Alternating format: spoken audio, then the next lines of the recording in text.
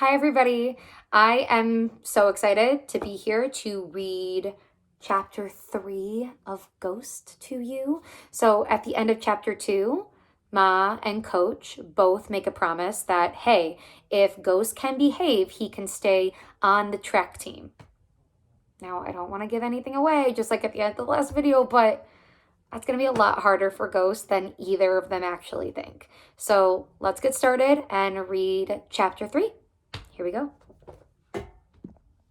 Okay, chapter 3, world record for the most altercations. What do they call criminal records? Not criminal records. They call them something else. Rap sheets? Yeah, that's it, rap sheets, which is such a dumb name because it makes me think of rap music. Like maybe a rap sheet is what rappers write their rhymes down on. But yeah, rap sheets. I got one of those. Not a real one, though one that real criminals have, nah. I got a school rap sheet, but in school, they call it a file. I got a file. And even though I've never actually seen it, it has to be pretty big because I'm always sent down to the principal's office or put in detention or suspended for shutting people down for talking smack. Oh, Castle, why your clothes so big?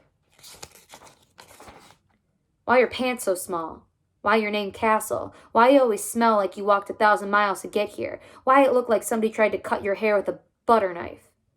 And my response would be, well, let's just say, use the schooly terms, not exemplary behavior. But I made a decision that there would be no more entries added to that file. The file would be closed forever because now my new career in track, which was really my soon-to-be career in basketball, was at stake. All of a sudden, I had too much on the line. There would be no more altercations. That's a word Principal Marshall always used on the phone with my mother. Altercations. And I was altercation free for 17 hours and 2 minutes. 2 of those hours were spent watching one of those corny, romantic, mushy movies with my mom. She loves those things, and every night when we're eating dinner, she sits on her couch in the living room and watches one while opening mail and clipping coupons. I always spread all the blankets out on the floor, 3 or 4 to make what Ma calls a pallet, which is where I eventually doze off. She takes the couch. We haven't slept in our room since Dad. It's too weird for her to try to sleep in the room they slept in. And I got this thing about being as close to the door as possible, just in case we have to get up and run again. Plus, now that I've gotten older, I just want to make sure I'm near her in case I gotta protect her. So yeah, that was 2 hours, 9 p.m. Then I was asleep for 10 hours. I'm grumpy when I don't get at least 8. Some people would say I'm grumpy even when I do, but they don't know nothing. 7 a.m., snooze. 7:05 a.m., snooze. 7:10 a.m., snooze. Cass, get your butt up for school. I'm not playing. Lay there looking around the living room. Up at the light in the ceiling, the glass thing that covers the bulb has dead bugs in it. Under the couch there are toys that I don't even remember playing with. Look at the pictures on the wall. Me at 9, and at 8, and at 7, when Ma was experimenting with giving me a mohawk. But no pictures of the family. Then finally it was time to get up. 8 a.m. 10 minutes spent in the shower, 10 minutes getting dressed, and 10 minutes eating breakfast. Toast with peanut butter and honey. 8:30 a.m. 17 minutes walking to school. 8:47 a.m. Homeroom dismissed. 9:10 a.m.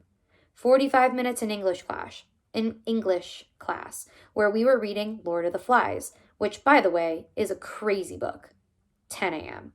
Then 45 minutes into math class, which was basically 45 minutes of Marie Thorne raising her hand every single time Mr. Granger asked a question so that she'd go up to the board and write the answer. Such a show-off. She's like the geeky girl version of Lou. So yeah, that happened. 10:50 a.m. And then there was social studies class, which I usually call nap time because we never study nothing social. Like, I don't know, social media or social events like parties. All social studies is a stupid way to say history. It's like the rap sheet of history or something like that. Anyway, I would usually snooze through it, but it was a new day, and I was turning over a new leaf, so I stayed awake. Didn't really focus too much on nothing being said, but my eyes were wide open. 11:40 a.m. And then lunch. You knew who ate lunch at the same time I did? Brandon Simmons. Jack from Lord of the Flies. A power-hungry dummy and the single most annoying dude in the 7th grade. He owned that record. A record that's really hard to own because there are a lot of annoying dummies in the 7th grade. Trust me, I know. But none like him. Brandon was a year older than everybody because he stayed back a year. Dude was as dumb as dirt, and that wouldn't have been so bad if he was at least cool, but he wasn't. Plus, he was taller than most of us, so he treated everybody like chumps, especially me. Just made it to the cafeteria, 11:44 a.m. Got in line. Brandon came in after me, bumped me, and then, seeing that I ignored him, decided to step in front of me. Shaq, he said. Shaq is what he called me as his lame way of making fun of the fact that my name is Castle. You don't mind me butting in front of you, right? I mean, it's not like you haven't had cafeteria food before. You probably had some last night, right? He shrugged and hit me with another one. Right? The only reason Brandon even knew about my mother is back when we were in the 4th grade. Yes, I've known him that long. My mother thought it would be a good idea to come speak at career day, and Brandon has used it as fuel ever since. He grinned, then looked around to make sure other people had heard him, which was always the most important part of the jerkness. Then a more, right? I sat at the table, 11:50 a.m. The same table I sat at every day with my 2 friends, Dre Anderson and Red Griffin. I met Dre this year, and we hit it off because he's a ball player too. Plays for the Boys and Girls Club, and he told me I should have played, but I missed the tryouts. On purpose. Thing is, Boys and Girls Clubs don't ever really cut nobody. Everybody can just sign up and play, but who wants to be on a team with a bunch of pity players? I didn't want to just bust Dre's bubble because that ain't cool, but for me, I'm too good to play on a team like that. I mean, I didn't really know that, but I knew that, you know? And Red, well, I've known him for a long time. We've been cool since 5th grade, mainly because even though we've never really talked about nothing bad, we both kind of knew something bad had happened to both of us. Like for me, the best way to describe it is I got a lot of scream inside, and I could tell that Red did too. He was a white boy with red hair who everybody was friends with, mainly because people were scared that he was crazy, and it's better to be on crazy's good side. Jessica Grant said her mother said the only reason people have red hair is because they're red on the inside. Red like violent. But I got black hair, so does that mean I'm black on the inside? Anyway, Brandon came and sat next to Red at the table. He usually sat farther down by the other gas mouths, but not today. Today he sat right next to Red, and right across from me and Dre. Yo, Red, you ever been to Glass Manor? Brandon asked while chomping on a chicken drummy. Nope, Red said, dry, just before taking a sip of his juice. He wasn't paying Brandon no mind. Oh man, you should go. It's something to see, Brandon said, now looking right at me. We caught eyes for a second, but then I darted mine to my french fries and ketchup. Dip, then bite, dip, then bite. Don't look up. Don't pay him no attention. Dip, then bite. Brandon continued. You really got to see where they got the name Glass Manor from. Because, dude, everybody who lives around there is freaking shattered. Dre let out a big sigh, like a here we go again sigh, and Red glanced at me because he knew I lived there. Nobody knew I lived there, and even though I wasn't the only kid at school from that neighborhood, it seemed like I caught the most mess about it, at least from Brandon. Red looked back at Brandon, disgusted, then went on eating. What a dumb joke. Brandon was talking to Monique, who sat next to him, 12:02 p.m. Really, he was snatching food off her plate and teasing her about her acne. But the thing was, everybody knew he had a crush on Monique, no matter how many moon-faced jokes he cracked. Everybody also knew that he tried to get her, but she kept rejecting him, which was the real reason he snapped on her. Her acne wasn't even all that bad. Hey, Shaq, he called out. All you gonna have is fries? Again, I didn't say nothing. I didn't have to explain that I always just got fries, so I could save $1 to get sunflower seeds later, so I just ignored him. Just sat there with my empty tray and shook my chocolate milk. Lunch will be over in a few minutes. A few minutes. I was so close. So close. Then Brandon grabbed a drummie off Monique's tray. Here, take this. It's my good deed for the day, feeding the hungry. And he threw the chicken wing at me. It hit me in the chest, the grease instantly staining my t-shirt, and if my insides really were black, at that moment they were definitely turning red. Red and Dre looked at me, both their mouths open in disbelief. I could tell they could see the anger in my face, in my eyes. Dre slid down, and Red got up from the table and moved away from us.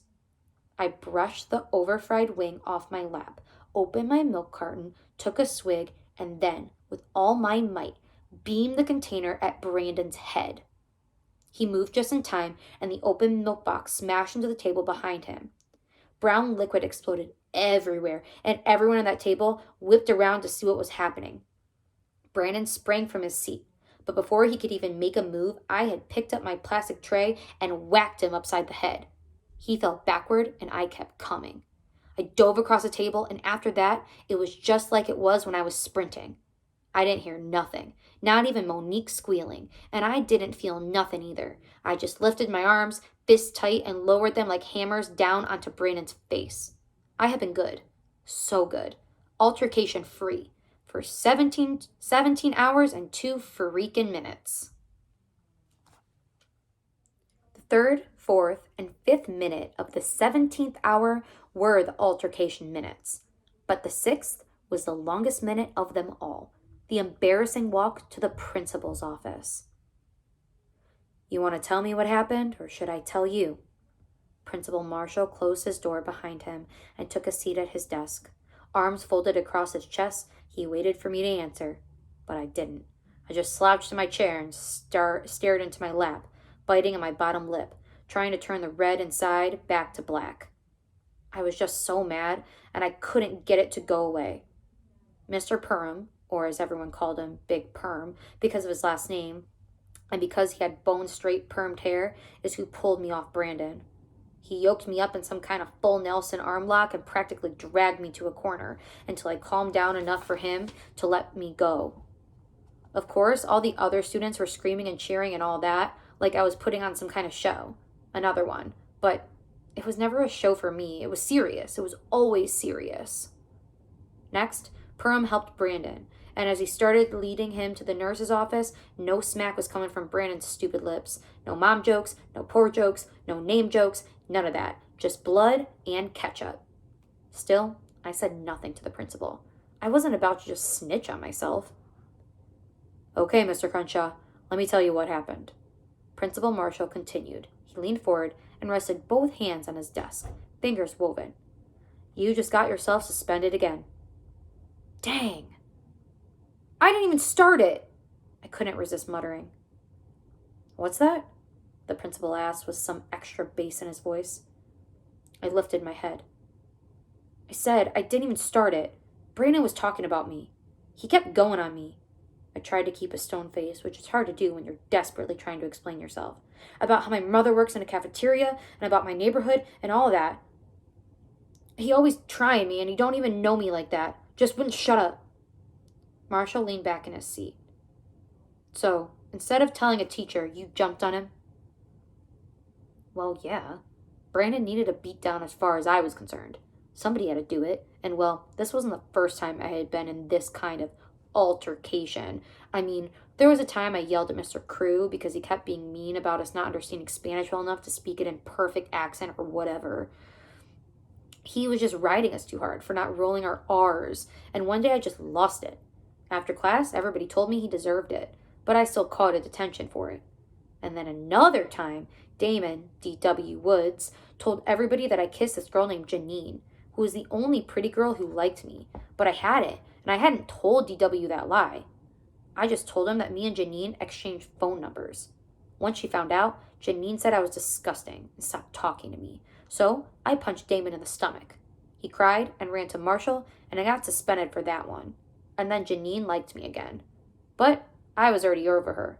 And me and Brandon had a bunch of other moments, but it was mostly just a lot of yelling. Really, just me yelling and him laughing, but not no more. No more getting the Brandon runaround. Then it hit me. Runaround.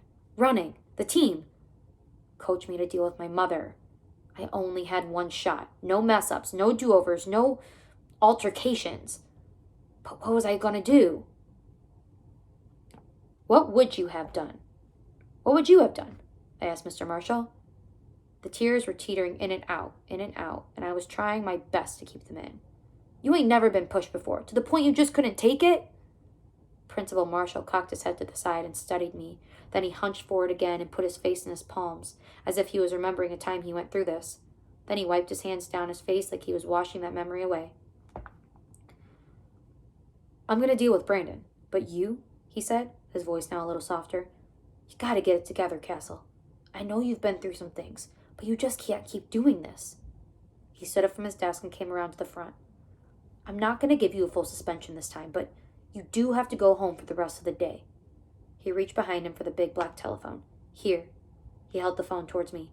Call your mom. Now, I knew that Principal Marshall was letting me off the hook big time, but there was no way I could call my mother and tell her that I needed her to come get me from school. No way. I hadn't even really been on the track team, and I was already about to be kicked off. I hadn't even been to a practice yet. Plus, what was I going to say? That I punched a jerk for talking trash about me? I mean, that is what happened, and as awesome as that sounds, my mother would have hit me with the, how many times do I have to tell you to be bigger than the other person? Followed by some crazy punishment that involved me coming to the hospital with her, which was always a whack. I can't, I shot back at the principal. You can't what? I can't call her. He looked confused. And why not? I don't know, I said, trying to think of a good reason, a good lie, but nothing came. I just can't. Then it hit me. But I can call my uncle. Your uncle, he said matter-of-factly, like he knew that was impossible. The other thing I should tell you about files is that sometimes they have way too much information about you in them. Stuff that don't be nobody's business. And where's this uncle? He's working, but he can come get me.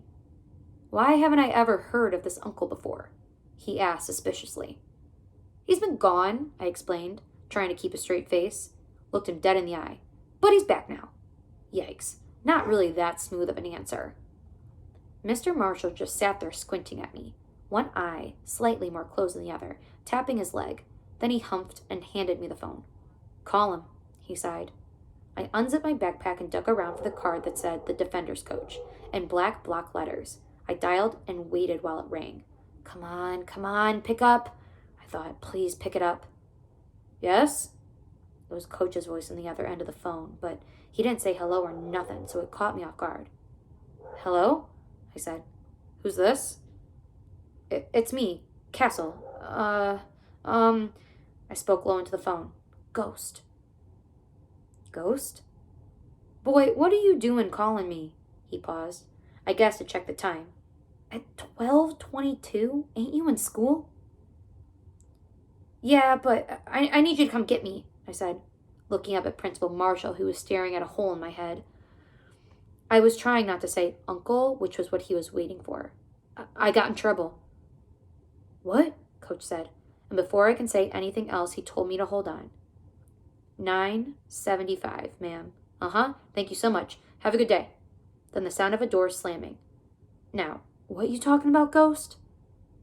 I got in trouble, and they're suspending me for the day, so I need you to come get me. Why are you calling me? Why don't you call your... And before he can even finish his sentence, he answered his own question. Oh, I see, kid. You're already killing me. I glanced up at Principal Marshall again. He was getting antsy, and I knew I only had a few seconds before he snatched the phone. Turns out I had even less than a few. Give me the phone, Principal Marshall said, getting up and grabbing it from me. Then he aired everything out. Hello, Principal Marshall here. Is this Castle's uncle? I dropped my head and waited to pretty much be body slammed. Uh-huh, yes, well, I need him off the premises. As soon as possible, just for the rest of the day.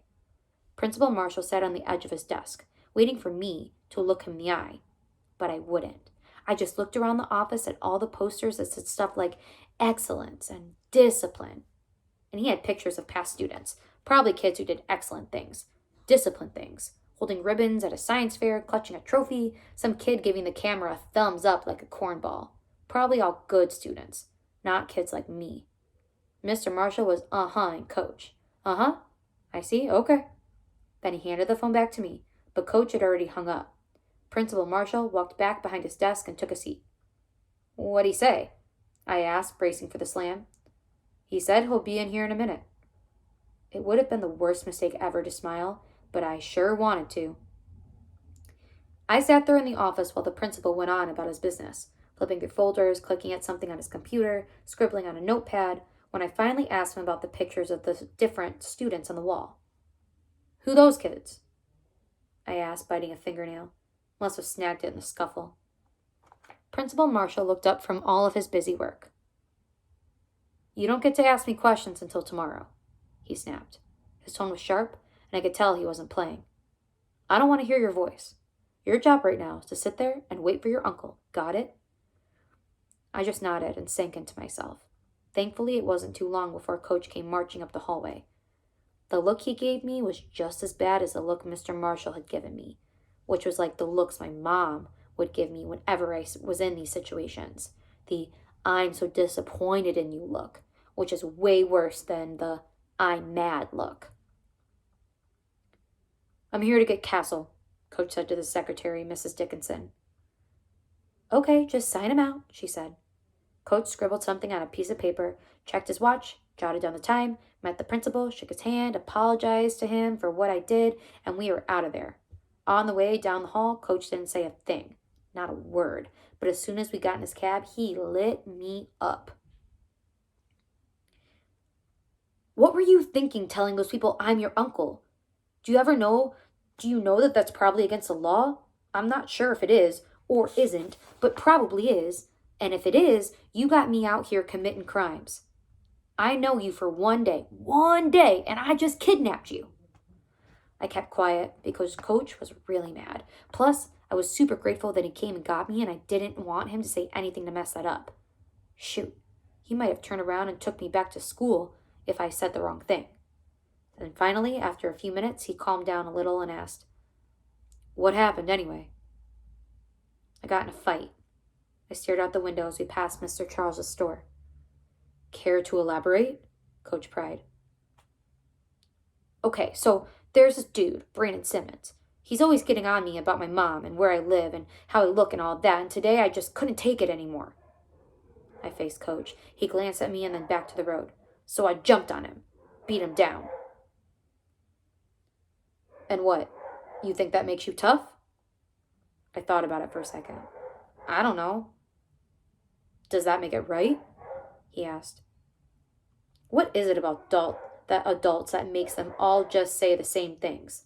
Like they all studied the same book about grown-upness, memorizing phrases like, "Does that make it right?" and "be the bigger person." I just shrugged, spoke with my shoulders. I kind of want to say yes. Yes, me punching Brandon in the face makes it right, because he had been begging for it forever. It made it right for everybody he joked on, and those kids would have given me their honor roll certificates for what I did. That wasn't the answer Coach was looking for. But man, that's how I felt. Coach drove through town, and eventually we ended up at Martin Luther King Park. He said that since I had cost him a day's worth of fares, the front seat wasn't even all junky yet. I would have to make it up for him by putting in extra work at the track, which was fine with me. Coach grabbed his whistle, clipboard from the glove compartment. "Okay, here's how we're spending your suspension. We've got us 3 hours before practice. We're going to use this time to get you caught up on the way all this goes." "How all what goes?" "Being on my team, boy." I could tell he was still irritated, but not as much as he had been. We headed over to the track, the bright white lines marking out the red lanes, the green field in the middle. "Okay, so first things first. Where's your practice clothes?" Coach asked. "These them," I said. "You have on jeans and high tops." He stated the obvious. I looked at myself. There was a stain on my sneakers, a new one, maybe ketchup or chocolate milk. So? I said. What's wrong with that? Coach sat down on a bench, stretched his legs out.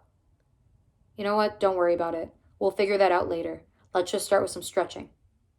Apparently, there were a whole slew of different kind of stretches. Coach showed me how to do them all. Each one was for a different reason. This one for this part of the leg, that one for that part of the leg, another one for your back. Then jumping jacks, toe touches, push-ups. It all seems silly to me, but not as silly as the next part.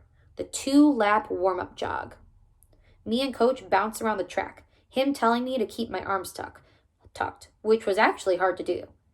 He said form is everything when it comes to running, and that it has more to do with form than how fast your legs move. That didn't sound right. To me, it seemed like if my arms were tucked, but my legs weren't moving fast, then I wasn't going to be beating nobody. Just common sense. But then again, I didn't think a 2-lap jog, as slow as we were jogging, would get me going. But by the time we finished, I was pouring sweat. Good, he said as we got back to the bench. He bounced around on his toes like a boxer before finally settling down. Feels good, don't it? I wiped my face with my shirt and took a seat. I was tired and energized at the same time, which was weird. I didn't do it to make me feel tough, I blurted out of nowhere. Coach stopped bouncing. He sat down next to me and grabbed a towel from his bag. What are you talking about? He asked, wiping sweat from his bald head, more like buffing it off. What you asked me in the car. If beating up Brandon makes me tough, I reminded him. I said I didn't know, but I do. We locked eyes. The answer is no. It don't make me tough. Coach moved the towel from his head to his neck. So what does it make you then? I don't know, but not tough. I thought for a second. Because for something to make you feel tough, you gotta be a little bit scared of it first. Then you gotta beat it. But I wasn't scared of Brandon at all. He's just a big guy with a big mouth. That ain't really all that scary to me. I had been thinking about this when we were running around the track, warming up, in between Coach's tips about form and all that stuff. My brain was kicking, that question round. Let me guess, Coach said, now flinging the towel over his shoulder. You're one of those kids who ain't scared of nothing or nobody. Nah, I chuckled just for a second because I knew the kind of kids Coach was talking about. The kids who say they ain't scared but really be scared of everything. Kids like Brandon. He talked all that trash and teased people because he was shook. A cupcake. But that wasn't me. I ain't say that. I've definitely been scared of somebody before. Real scared, I added, thinking about how loud a gun sounds when it's fired in a small room. That's how come I know how to run so fast. But now the only person I'm scared of, other than my mother, I do things I know ain't cool, but even though I know they ain't cool, like beating on Brandon all of a sudden, I'm doing it anyway, you know? So I guess the only other person I'm really scared of is me. A grunt seeped from Coach. He rubbed his right knee. I hear you, kid, he said, wincing, stretching out his right leg, bending it, then straightening it. Then he did the same to the left. Trouble is, you can't run away from yourself. Coach snatched the towel from his shoulder, folded it into a perfect square, and set it in the space between us. Unfortunately, he said, ain't nobody that fast. All right, that is the end of chapter 3. Whew, that was a lot. Ghost definitely had multiple altercations in that day, but it sounds like Coach is supporting him, at least for right now. So stay tuned for chapter 4, because the rest of the kids are going to show up at track practice. All right, guys, stay safe, wash your hands, make interesting choices. I will see you tomorrow for the next chapter. Bye.